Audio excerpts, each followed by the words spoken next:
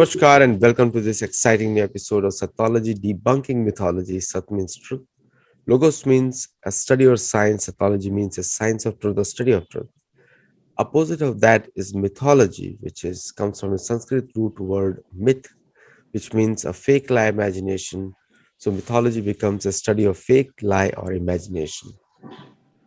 Mythology has destroyed people's identities, natives, and nowadays narratives are peddled. And generally, the viewpoint is that whatever I think is also the right. And in Sanskrit, it's called Jatomat Tatomat, like whatever you think is the right path. But the narratives are narratives, and truth is truth.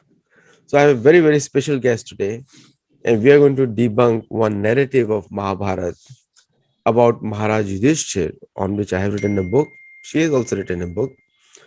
And that Maharaj Yudhishthir was a gambler, was a weak king, and he did not know what to do. He was always indecisive. So without delay, let us welcome author of Mahabharata Unraveled, Emi Ganatra. Welcome, Emi. Thank you. Namaste, everybody. Namaste, Aditya. Glad to be back, as always. So, Emi, like when we talk about Yudhishthir, a very uncomfortable scene comes in a discussion. The moment Yudhishthir comes in, and then the people think that he is a gambler. And we all know that Mahabharata doesn't speak anything like that. Ultimately, the entire Mahabharata war happened to make him the king. And so, before we start off on any discussion on Yudhishthir, why this fake narrative? What is the goal, objective?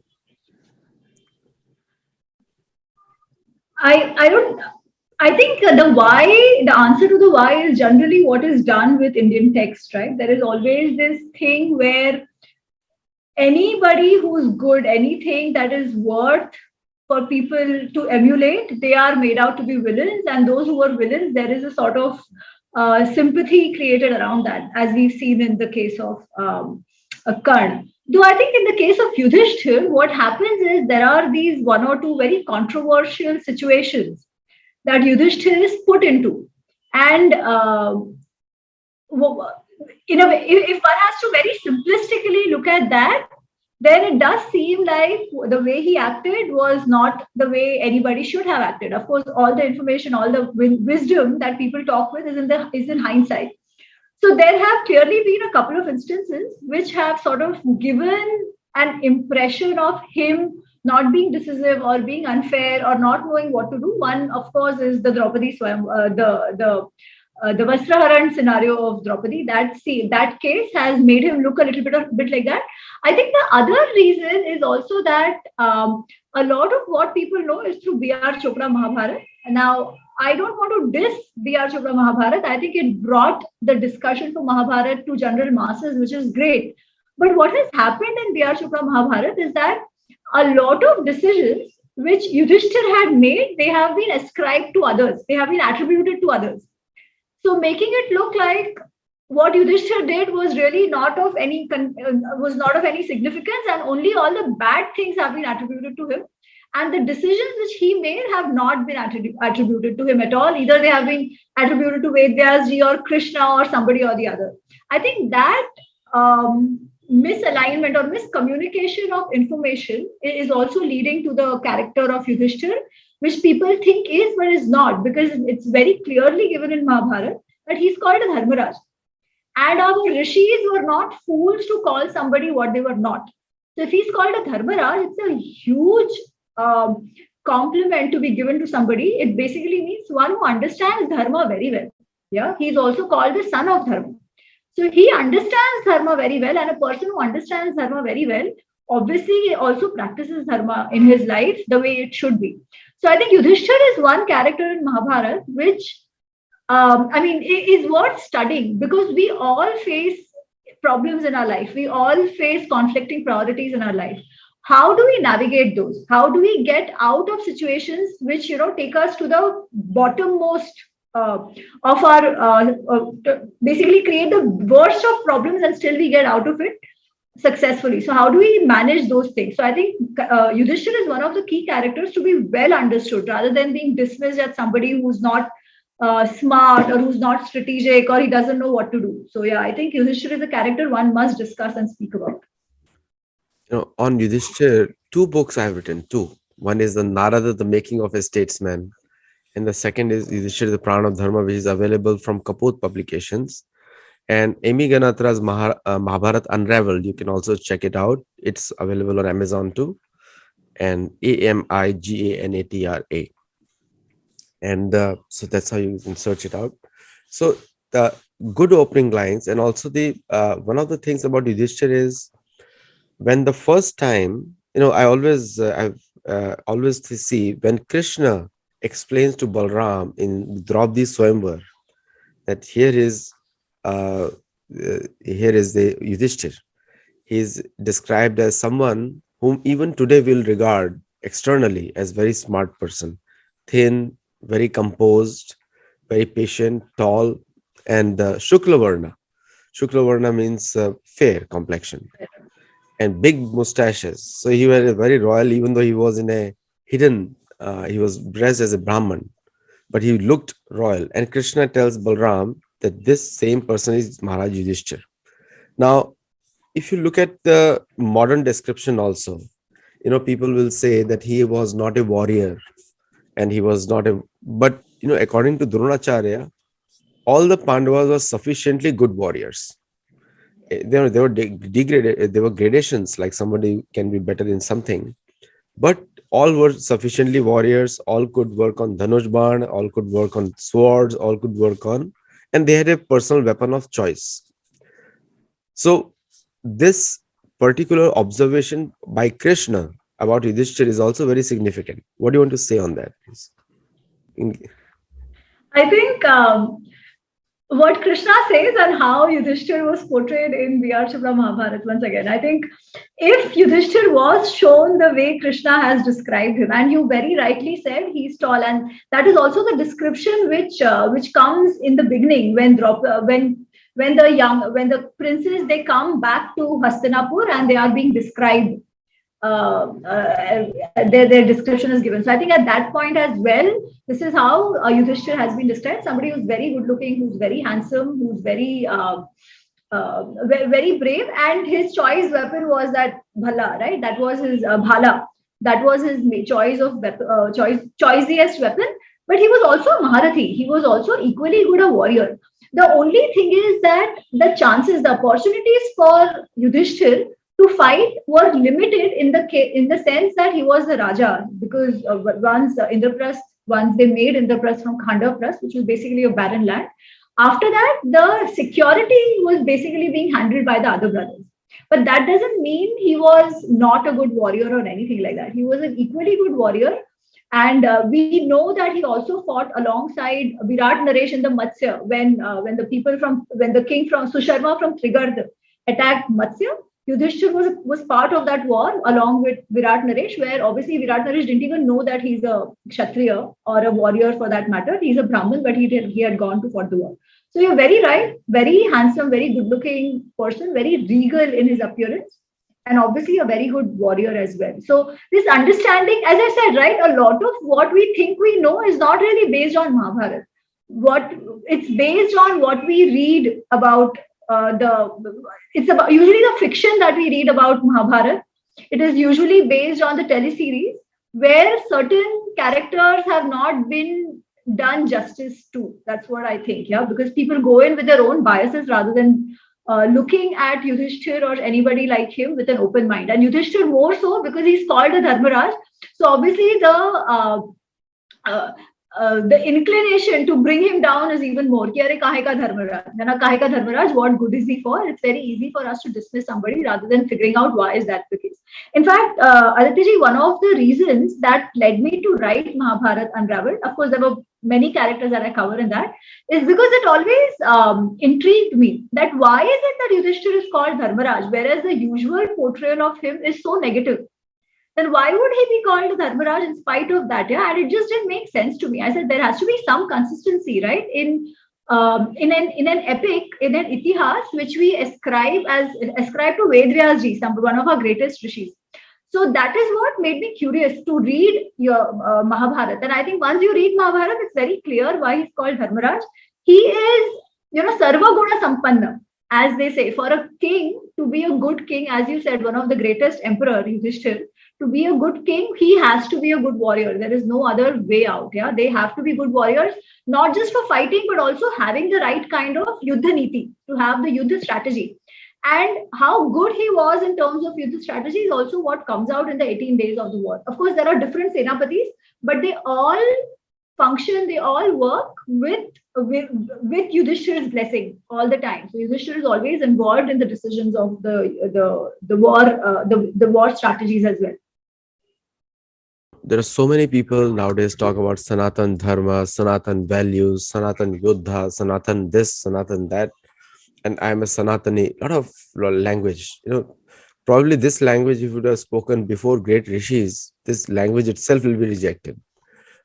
Because people do not know what the meaning of Sanatan. And the secondly, very simple meaning Sanatan, the relationship between Atma and Paramatma is Sanatan. That's cannot be broken for any human being. Very simple. Now, coming to Yudhishthir Maharaj. Now, in the case of Yudhishthir Maharaj, if you look at after the second gambling match, there was so much pressure on him to declare war.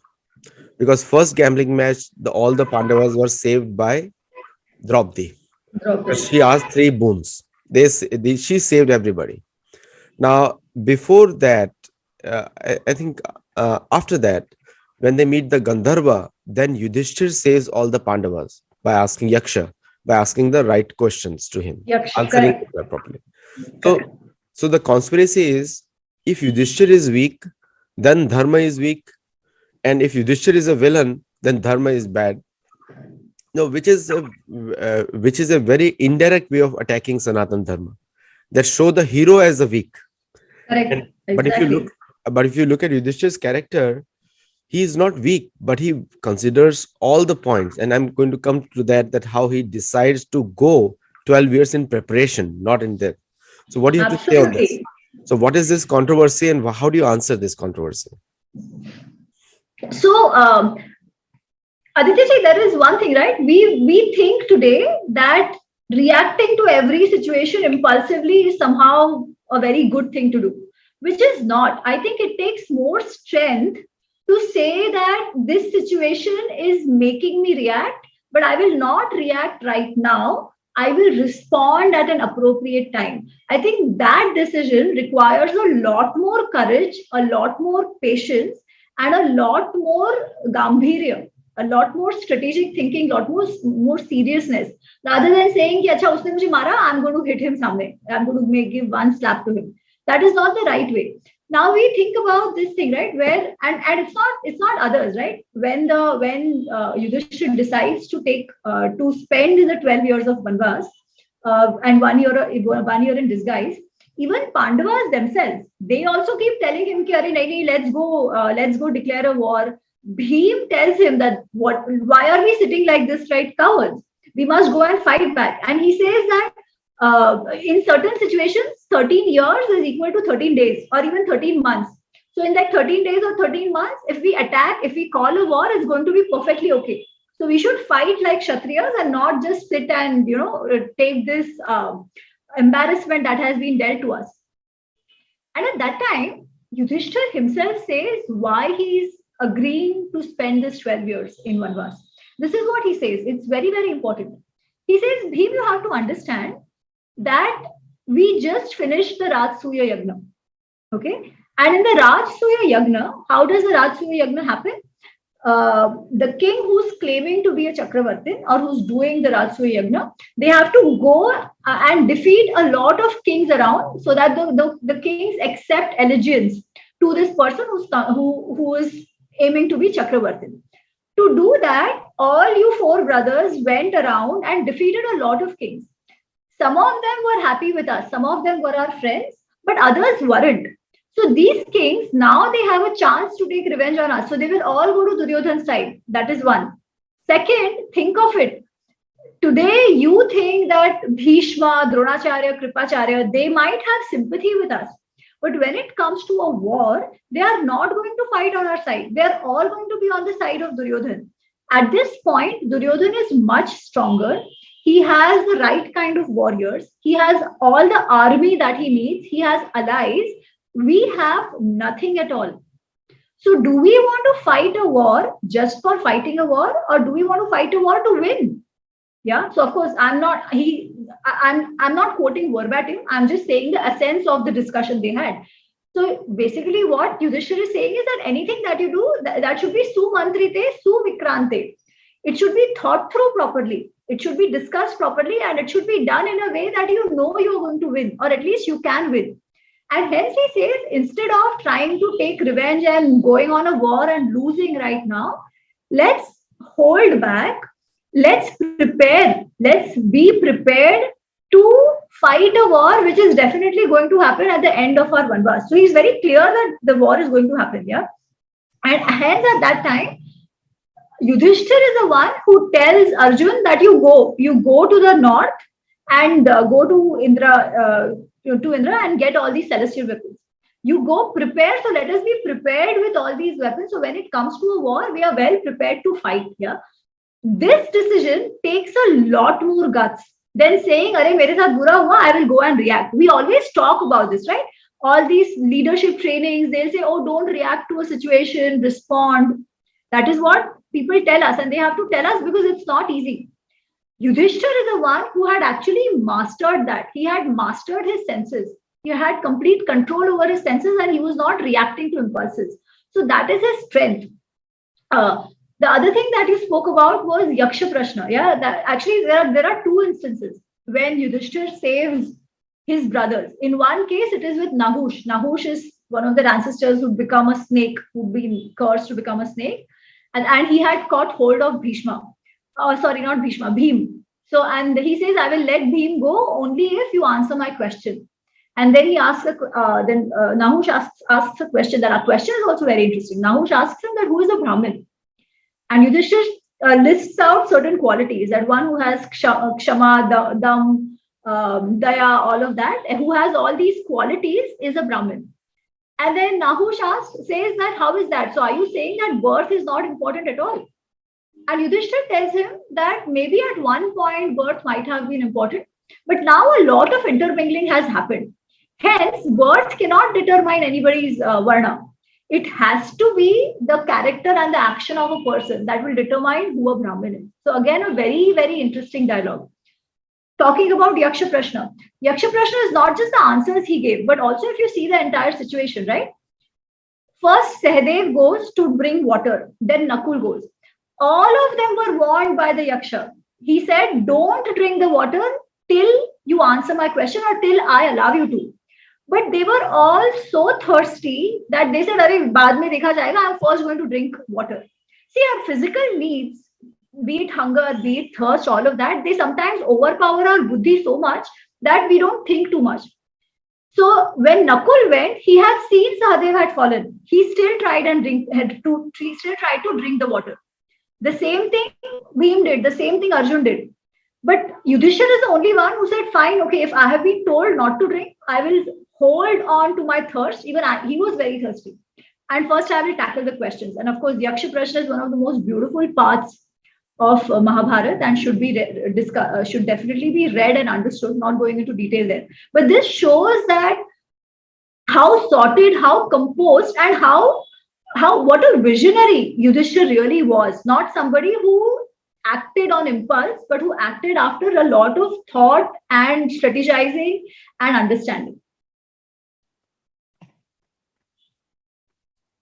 If you look at the beginning when Dhritarashtra chooses him as a Yuvraj, that's a very interesting thing where the qualities of his are put together in front of Dhritarashtra. He says that he is sahanshil, like very tolerant of others. He has controlled over his own senses. He is a very pleasing personality. He has very pleasing speech. At the same time, he is a very superior military strategist.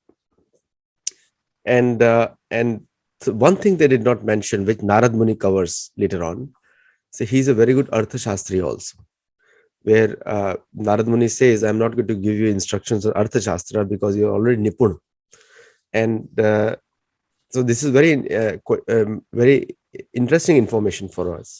So when he was appointed as a heir to the throne of Hastinapur, which was a huge kingdom from Uttar Kuru to the west, entire to the Western Ocean and to the Eastern Ocean. That's a spread of the kingdom influence wise, not the federalist arrangements that we have today, but it was influence based kingdoms. So the the the qualification of being a king, he was considered the best among the five Pandavas, because when you put somebody as a king, there are a lot of responsibilities out there. Challenges are the same during Mahabharata time and today, is not changed. The human life is like that. Bhagavad Gita says, Anityam asukham lokam dukhalam ashashvatam, keeps going on and on. And it seems to me that then that period also, today, which we call left, was there that time also, was there to criticize him also. So nothing has changed in situations. It's just characters have changed. But he sets an example where most of us can follow that example, where even dealing with Draupadi, even dealing with Bhishma, dealing with Dhritarashtra. So, what do you have to say on the personal characteristics of Yudhishthir, which made him the Yuvraj of this great kingdom? So I think the qualities you already mentioned, Adityaji. I will talk about a couple of instances. Yeah, once when they were given Khandav Prastha. So one, as I already spoke about his Jitendriyata, so his control over his senses, his control over his impulses. That part I just spoke before this. So I'll talk about a couple of other things. So when they got Khandav Prastha, after the Lakshagraha incident and marriage with Draupadi, the kingdom was divided. They were given the barren part of Khandav Prastha, which they turned into Indraprastha and all that we know. After they had Indraprastha and all these five brothers were very brave, very courageous, everybody told him that now is the time you should do the Rajasuya Yagna. Yeah, everybody said, go ahead, do the Rajasuya Yagna. And he also wanted to do the Rajasuya Yagna. However, he wanted the right counsel, and he knew he will get the right counsel from Krishna. So he asked Krishna, he's like, everybody's telling me this. I also think I can do it, but I'm not so sure. So you first tell me what is your thought on this. Okay. And at that time, Krishna says that, yeah, you have everything covered, but there is one issue. And that issue is Jarasandha. Unless and until Jarasandha is eliminated, you can never do the Rajasuya. This was a very honest submission from Krishna. Nobody else had told Yudhishthir this at that time. And this also shows as I said, right, the humility, but more than the humility, the forward-looking, the vision of Yudhishthir and his decision-making style, where he ensured that he had every track covered to do what he did successfully. Yeah. So then Krishna tells him, first you need to eliminate Jarasandha, because as long as Jarasandha is there, many other kings will not come to your side. He's very, very powerful. And then we know how Krishna suggested that he, Arjun and Bhim, they go and Jarasandha is eliminated and the Rajasuya Yagna happens properly. Yeah. So this is another example which shows, as I said, one, the vision of Yudhishthir, and second, his own decision-making style, which is not saying, I am the king, so I know everything and I am always right. Rather, taking the right kind of input and feedback, as well as the right kind of insight from wherever it's coming, take that. You see this repeated towards the end as well, when the negotiations are going on. Yeah, all the allies have gathered in what is that place called? In Matsya, in Virat's Desh, there is Upapalavya.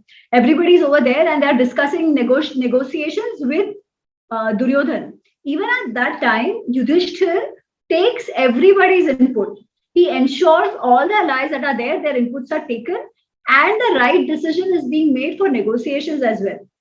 However, at that point, when Sanjay is sent by Dhritarashtra to come to Yudhishthir, and Sanjay tells him that see, you are the elder brother. You should take care of your kutumba dharma. You should not fight. You should be happy. But all that Dhritarashtra is conveying through Sanjay without promising to give back the kingdom. And at that time, people keep saying that Yudhishthir had no ambition. He was very indecisive. He would just do what he wanted. It's not true. At that time, Yudhishthir very clearly says, he says, there is only so much injustice one can tolerate. You want Shanti, then you will get Shanti, but ensure I get Indraprastha. He's very clear about it. There he is not mincing words and saying, okay, my brother, my family. He says, no, no. Beyond a point, you cannot give up on dharma, and the dharma is that I get my kingdom back. So ensure you give my kingdom back, or I'm ready for Shamaya cha, Samaraya cha. I'm ready for both Shanti and I'm ready for a war as well. I'm completely ready for a war if I don't get what I rightly deserve.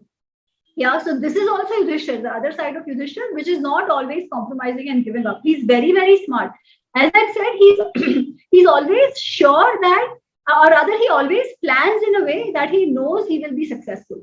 That is what he did. As far as dealing with Draupadi is concerned, I think one is the Vastraharan episode. I don't know if we should get into that right now, but in general, Draupadi has been very outspoken with Yudhishthir about a lot of things. Yeah, even in the forest in the Vanvas and they're staying, Draupadi is opening up to him very well. She complains to him. She also gives him. There are also discussions between him and Draupadi on karma, on duty, on Raj Dharma, all of that, and he listens to her as well. He lets her speak.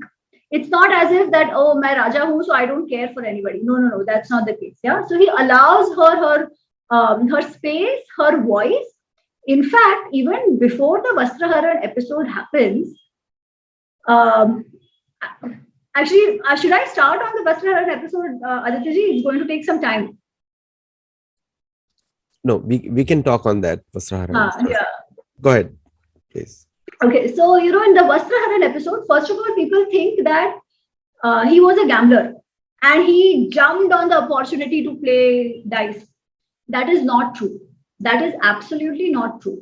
When Vidur comes to Hastinapur with the invitation to invite Yudhishthir for Dyuta Krida, Yudhishthir actually says that why is this invitation being sent? Because what does Dyut do? Dyut leads to clash. Dyut leads to fight and conflict in the family. Hence, it is not a good idea to be playing dice in the family. Yeah. And he said, if I have a choice, I will actually not play dice with Shakuni.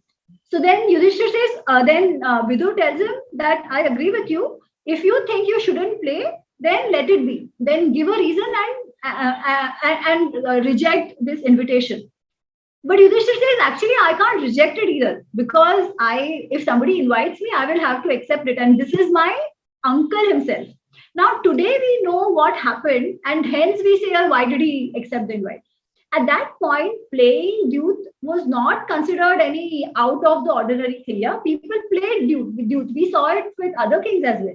They all gambled, they all played Dyut. In fact, there is one thing which also says that after the Rajsuya Yagna is conducted and the king is invited to play Dyuta, he can't say no. So that was the norm, how it was, right? And of course, Yudhishthir did not know what exactly was going to happen there. So he accepted.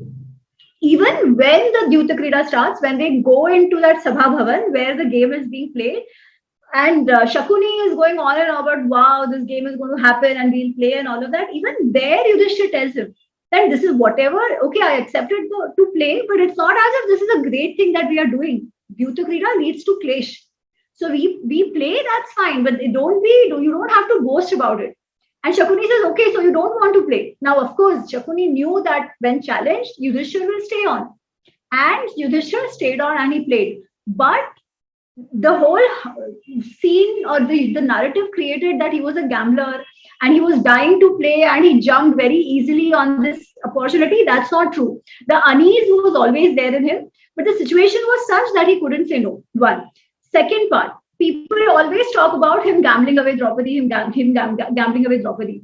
We should not forget that it was not as if he gambled away Draupadi at the first instance. It was only after all four brothers and he himself staked himself and lost that Draupadi came into picture. And how did Draupadi come into picture? He actually says, I have nothing more to stake. Now, obviously, the way the situation was, right, the way the gamble was going on, he had completely been deluded. And he accepts this to Bhim when they are in the forest. He says that I was just hoping one game I play and I win, and somehow I salvage all that I had lost, because he was losing and losing after every dice that was being played, right? So he had become desperate in that situation. But when he lost himself, he said, I have nothing else to stake. Shakuni says, no, no, you have Draupadi. Stake Padasva Draupadi. Padasva Draupadi and win back all that you have. Yeah, this is what he says. Now, Yudhishthir is in a fix.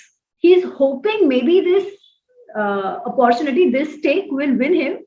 But he also knows what has happened is not really the best situation. He has no way out at that point. So before he stakes Draupadi, there is this whole dialogue where he tries to create sympathy for Draupadi in the minds of everybody who's sitting, hoping that somebody will speak. He describes how beautiful she is. He describes what a devoted wife she is. He says to this extent, he says that Draupadi is one lady who every man, every grahastha desires as his wife, because she helps him complete the Trivida Purushartha of life. She is that kind of a wife, yeah. And that is the way he's trying to create sympathy in her. Now, when he stakes her and he loses her and Draupadi refuses to come out, he actually sends a message through one of his messenger telling Draupadi that you come out and you cry. Maybe somebody will speak up and see what kind of nonsense is going on. Because if this situation wouldn't have happened, Aditya think of it, right? What would have happened? Why did Dhritarashtra eventually say that, Arey, I will let all of you go, I release you from slavery? That's only because of Draupadi. So if Draupadi would not have come in the picture, Dhritarashtra was very happy. They would have all gone back, and Pandavas would have been slaves of the Kauravas. And more than that, if Pandavas had become slaves, what would have been the station of Draupadi anyways? She was by default a slave. Yeah. So this situation, while it looks very vile and unfair to Draupadi, which it very, very rightly is, no woman should ever go through this. So the anger everybody has on Yudhishthir for taking Draupadi is also not misplaced. But to say that he did it out of gambling, out of any, just because he, for the heck of it, he staked Draupadi, that is not the case. That one decision of his, even though taken in desperation, actually helped them salvage at least a little bit. They got Vanvas and then they got out of it. Yeah. So to understand the Vastraharan episode is also very important, and even his own inclination for playing dice. It's not as if he's a juari and addicted to it. It was never the case. No, before the gambling match, he gives a talk to Shakuni that how gambling is bad. Bad, correct? And after the gambling match, Draupadi explains. After the second match, she explains to Krishna that he doesn't know how to play gambling. Correct. It is not his habit. Yudhishthir himself says it was his father's order. Dhritarashtra was his father. He considered him as a father figure. In India, Tauji is always like a father if somebody loses a father. And the third thing is the second gambling match, when they were going back. And then suddenly he gets a call from Dhritarashtra. He knew, Vidura knew, everybody knew that this time they're going to snatch the kingdom in a different way. But still he goes back, says, it is my duty to follow the orders of my father. Again, by force playing gambling, where he himself is not inclined, but he doesn't have the skills also. Draupadi confirms he doesn't have the skills to play gambling. It was not his habit also. Otherwise, why would he speak against gambling? So what do you have to say on that? Actually, the other thing is, just in this situation, we also have to understand the situation where they were in, right? They are staying in Hastinapur. They are surrounded by the Kauravas. They don't have their own army there. Yeah. So they are basically at the mercy of the Kauravas at that point. The power balance is completely in favor of Duryodhan. So all said and done, really, Yudhishthir had no choice at that point, is what I would think. Yeah. What else could he have said? He could have said, "No, no, I'm not playing." You think they would have let him go? No chance. They had decided they are going to take his kingdom. This was the entire plan of Duryodhan. Else, we would have let them go in the first instance itself, right? Because Dhritarashtra had agreed. But Duryodhan goes back and says, "No, no, nothing like that. I will kill myself. So you have to let me do it." And that is why when even Gandhari is trying to tell Dhritarashtra that don't do this, this is not right. What you are doing is not right. Don't listen to Duryodhan. Dhritarashtra is like, "No, no, no, my son matters to me more. I cannot go against him. Let's see, maybe this is all God ordained and let it happen." Yeah. So really, there was no choice. And in fact, at that point, when they are in the forest, Bhim keeps telling him that, "Why did you agree again?" And Yudhishthir tells him, he's like, "Oh, I understand your anger, but if you really didn't want me to take that, if you didn't want me to decide, why didn't you say at that point? Why did you guys tell after that, right? You left it on me to take the decision, and I took the decision which I thought was the right decision to take. If you wouldn't have agreed, you should have told me before itself." But nobody spoke at that point. So I think that also becomes important, that or rather what I feel is like he really didn't have too much choice at that point, rather than, apart from agreeing to the second match as well. So one of the things which comes in the Rajsuya Yajna. Now, Rajsuya Yajna is a different story. Narad Muni visits them in the when they were doing the Agyatwas before they became before the Yeah. Gandhar match, and then he asks them, the Pandu Maharaj has a desire. Sorry, this time they are situated well in the, I think the kingdom is back, and then they are situated in the palace, and then Narad Muni asks him that Pandu Maharaj is in this particular Swargloka. Within Swargloka also there are different gradations, and then he wants you to perform a Ratsu Yajna. And that's where the discussion on Ratsu Yajna starts from Narad Muni. And then he starts planning, and then he, like you correctly said, that he said that we don't have the resources to fight it, and we do not know how to complete it, because Ratsu Yajna is a very, very difficult yajna. But here the mindset of Yudhishthir also comes in, that he is taking the worst situations into account, and then and he is thinking about everyone else, including his own kingdom, not whimsically going out and invading something where Ratsu Yajna involves that, because you need to conquer other lands and they have to pay taxes as long as you are the Samrat. That is the definition of Ratsu Yajna. So in that episode also you see, and another aspect of Yudhishthira Maharaj, that he was a good military planner. Ratsu Yajna is all about militaries. And Narad Muni tells him Sanatan Dharma doesn't spread without Sainya Shakti. And you have to do it for your father, for your ancestors. So what do you have to say on this? No, I absolutely agree. In fact, there is this whole idea that we were not capturing or we were not conquering other kingdoms and stuff. I think that is not true. I think it was the responsibility, it was the duty of the king to expand his borders. Yeah, to ensure that that he became a Chakravartin, or he became a Samrat. Basically, as you said, that the others pay taxes to him. There was no very big difference between imperialism, as we saw it later, the Islamic and then the British imperialism, and what the situation was in yesteryear's Bharat. Let's take the example of Jarasandha. After Bhim killed Jarasandha, his son Sahadev was made the king. Yeah. So, but Sahadev then had to pay taxes to Indraprastha.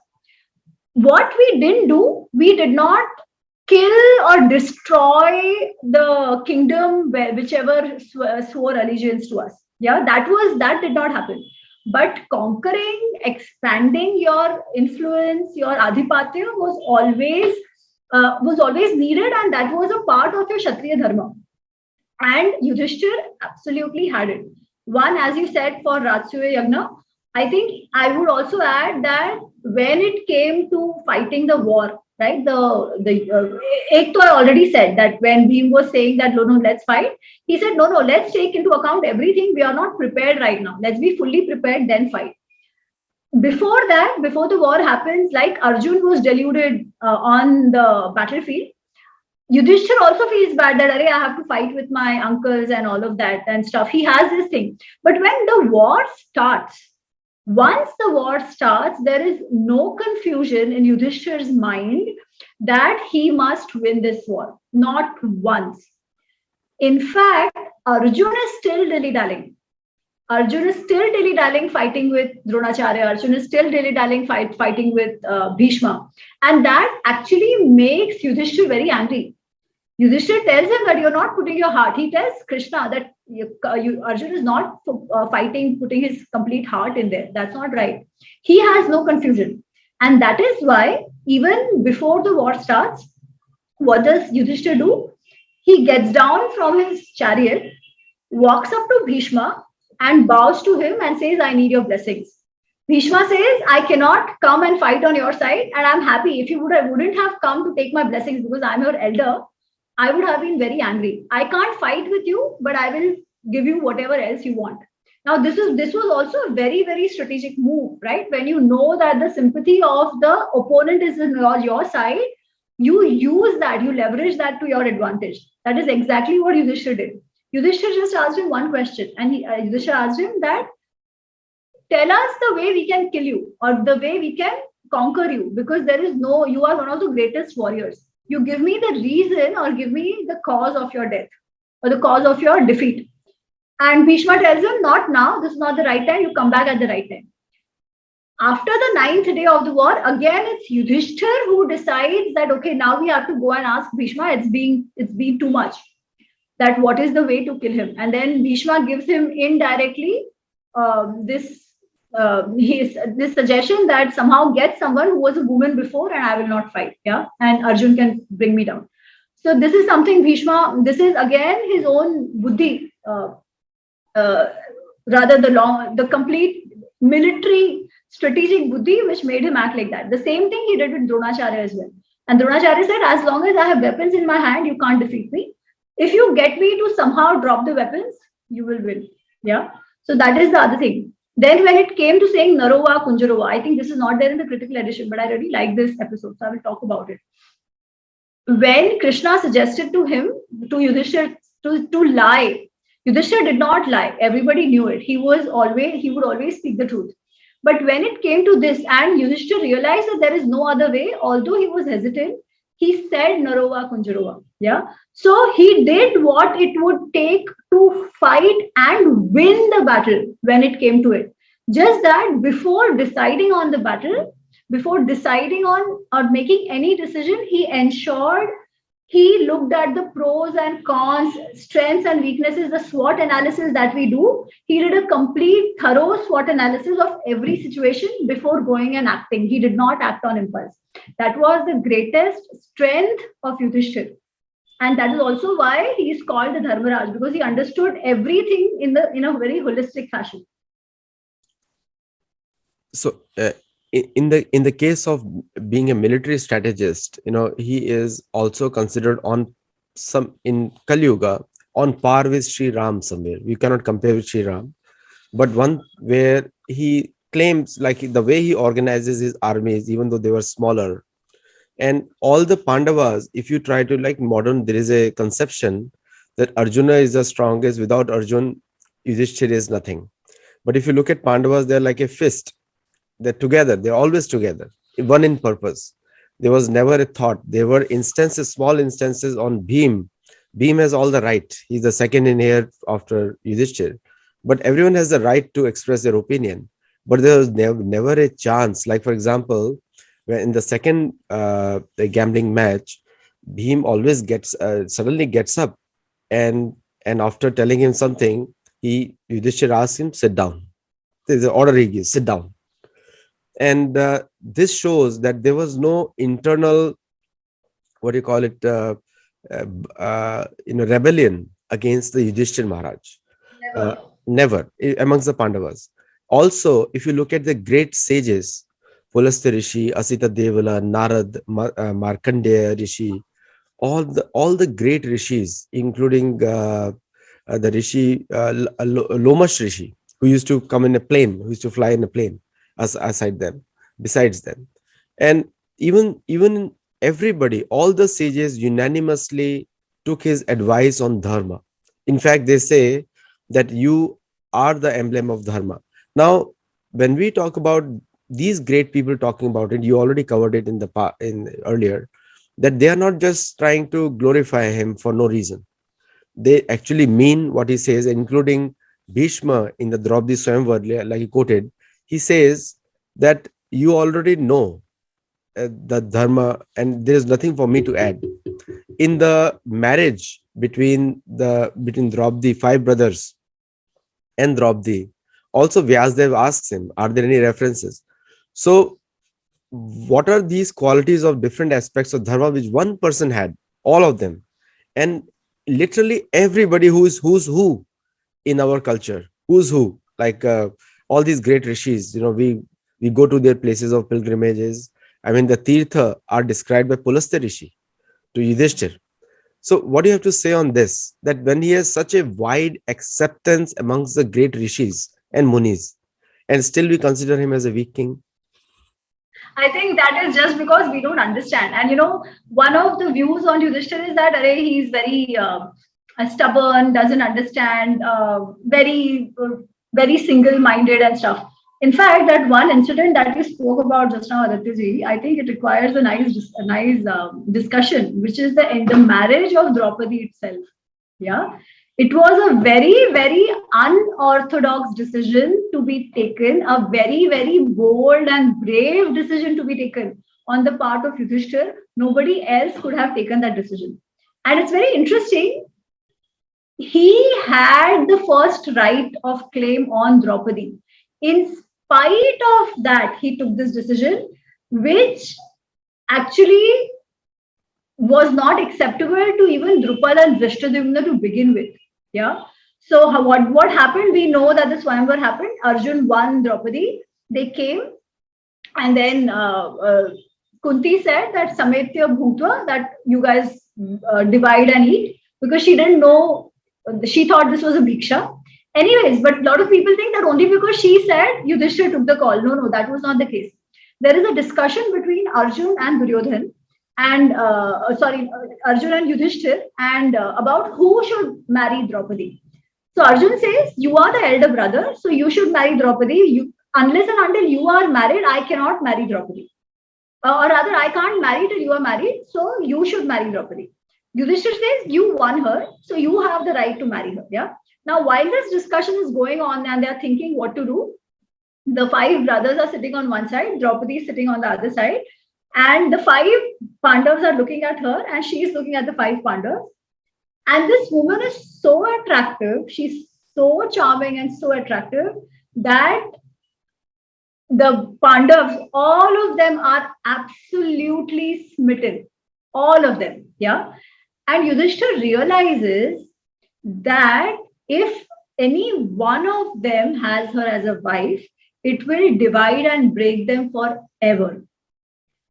He thinks about it, and then eventually he says, Draupadi, Sarvesham Bharyam Bhavishyati. She will become the wife of everybody.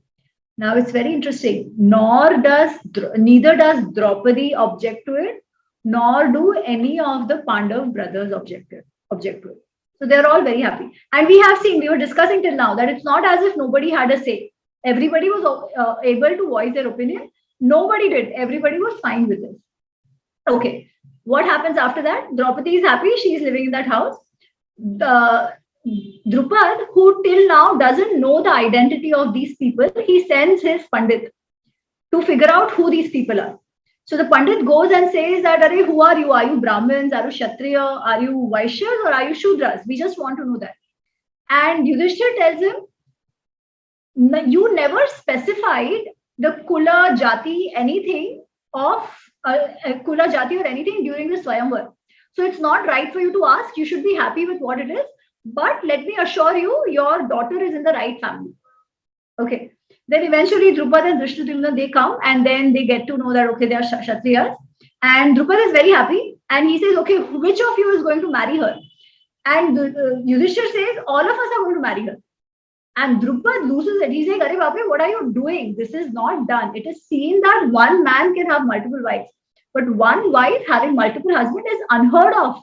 Why are you putting my daughter into this kind of sin?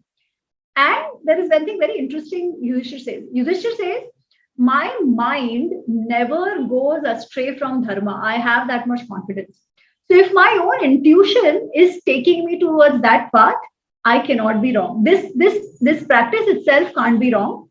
And then he gives two examples. One is of this lady called Jatila, and there is another starting with Viya. So two of these ladies, he says that there have been precedences before where one lady is married to brothers. So while it is not a common practice, it is not something that is varjit by Shastras. So you don't have to worry. Yeah. Now this is what he says to convince Drupad and Drishtadyumna. But the reason behind this was extremely strategic to ensure that the five brothers stayed together. The unity of the brothers was their strength. Had that unity been broken, Pandavas would have been nothing. The Kauravas would have just destroyed all of them. It was this unity which held them together and gave them the strength and power of what they were. And this singular decision of marrying Draupadi held them together. Yeah, extremely unorthodox. This itself shows that he was not a single-minded person. He was not obstinate or just अरे नहीं नहीं ऐसा बोला है तो ऐसा ही करना है. It was not as if he was indecisive. Quite the opposite. He did what was the right thing to do in that situation. That is why he is Dharmaraj, who understood the sukshma, the nuance of the situation and decided accordingly. See, towards the end, we'll skip many things. There are a lot of things to discuss. There are a lot of books to read. There's a book on Yudhishthir Prana of Dharma of Mine and Emiganatra's Mahabharata Unraveled.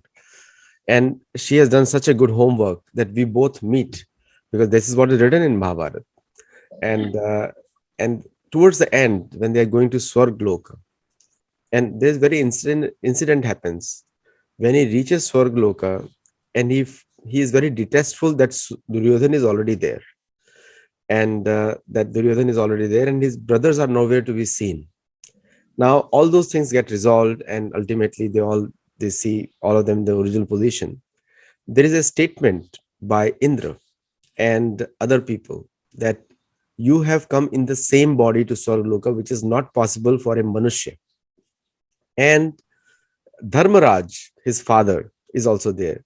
He said that you have not done a single thing which is against Dharma. And then there's the discussion over there where Yudhishthir sees his father also, Pandu, and other people also over there. And then the declaration is made by Narad Muni that there is never been a king more wealthy, more powerful ever in this planet Earth, Manushya Loka, than Yudhishthir.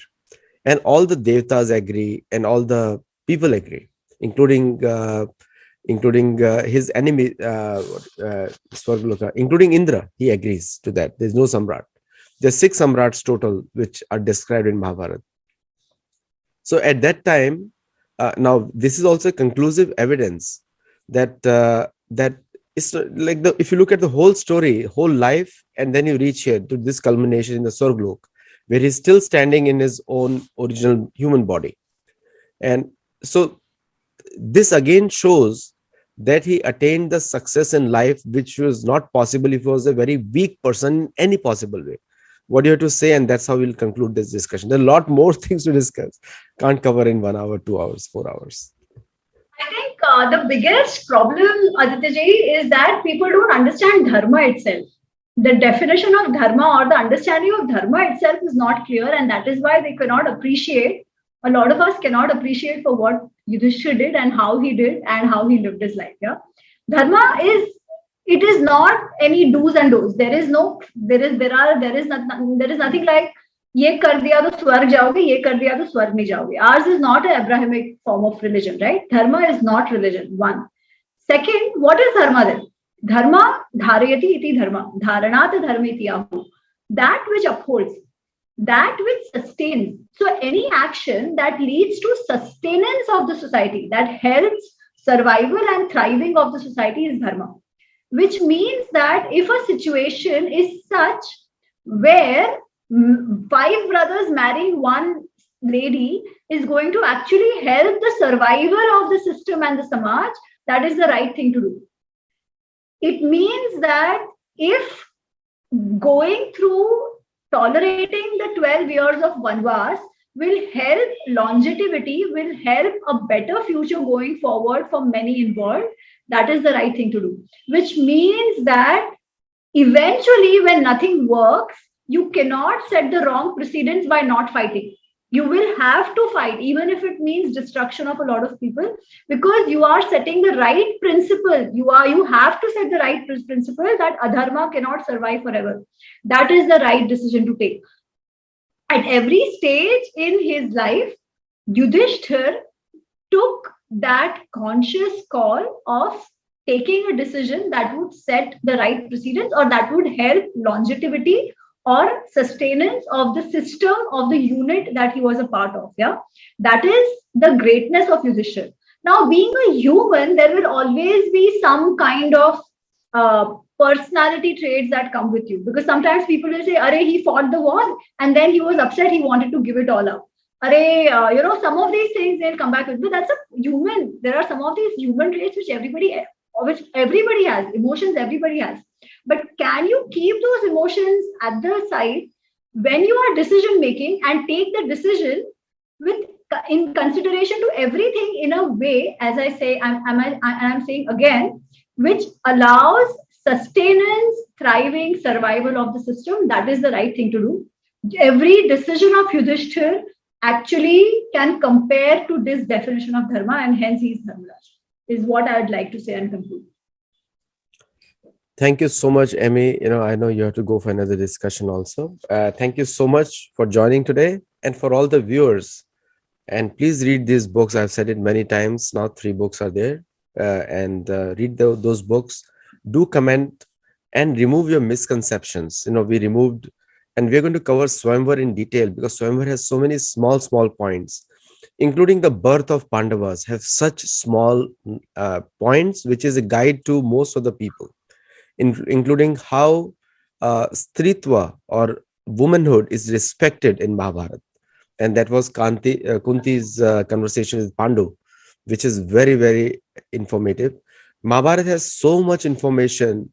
We can continue this program for thousands of years. We won't finish. There's small stories here and there. And believe me, they are not mythology. Just because you did not know some part of the earth doesn't mean that part of the earth doesn't exist. So similarly, there are information over there which we may not know, but that is contained in Mahabharata. That's why it's called Pancham Veda, and it's easy to read for everybody. You can get it from many publications. You can read the original text also, and we as authors, we bring out just specific points only, because we cannot do justice to we cannot rewrite Vyas. They will take us, I don't know how many years. 60 lakh shloka were written total. So so thank you so much, Amy. As usual, always a pleasure. It's like we play both sides here. And thank you very much. And thank you for all the viewers. Do comment and let us know your feedback. Thank you. Namaste.